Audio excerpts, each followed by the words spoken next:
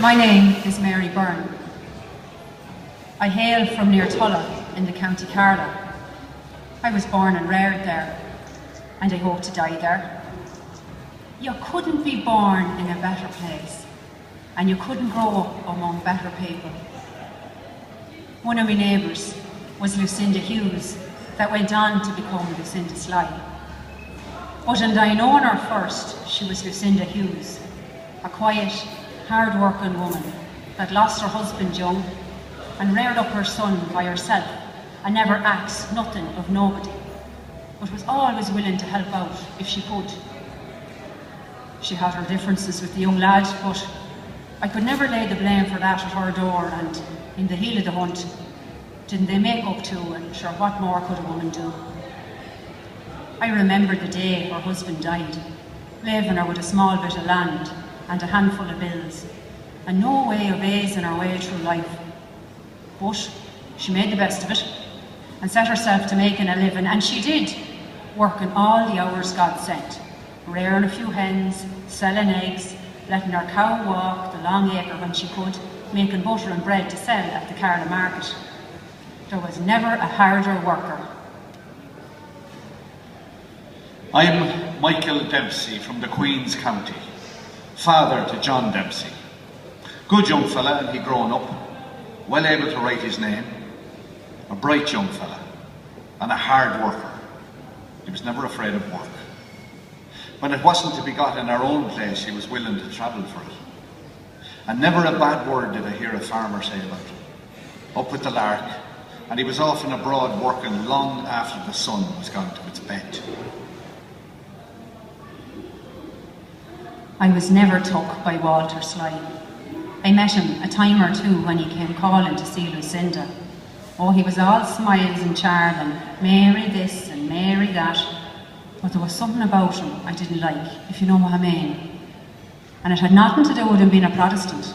Sure, wasn't Lucinda a Protestant too? But a finer Christian you'd never meet. No, it had more to do with the eye of him. I didn't trust him. Did I say a word to Lucinda? I did not, for she never asked, and I wasn't going to go poking my nose in her life uninvited. At any road, was I going to put a word in against him when Lucinda was filled with happiness at the thought of her new life? I was again the young fella crossing the ridge and going to Carlow in search of work.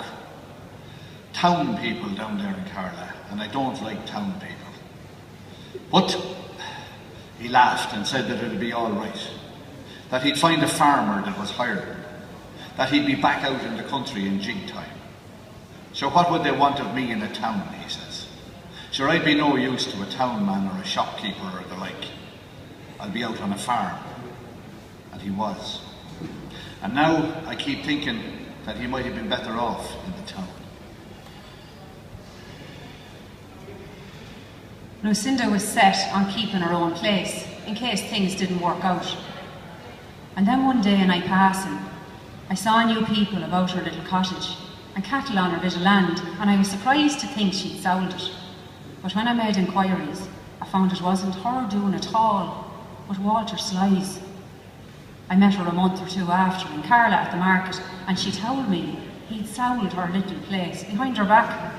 And there's another thing.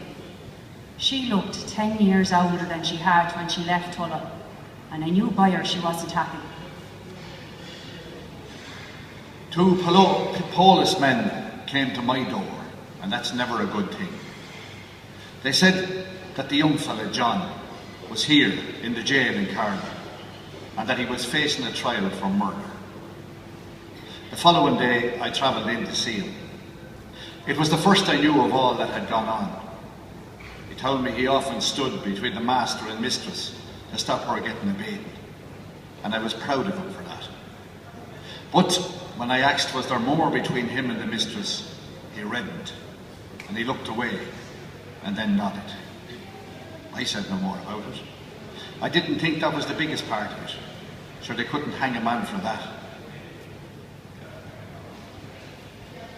I was here in the town when they were tried.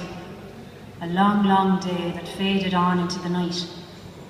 There were times when I thought she would be saved, and times when it looked bad for her. Had she not been punished enough, I thought, losing her cottage and her farm, and being bet time and time again? But that wasn't the way the jurymen saw it. Guilty, they said. Guilty, the both of them. Her and John Dempsey. A slip of a young fella. And wasn't it the fact that they lay together, him and her, old and young, Catholic and Protestant? Wasn't it that had people baying for their blood?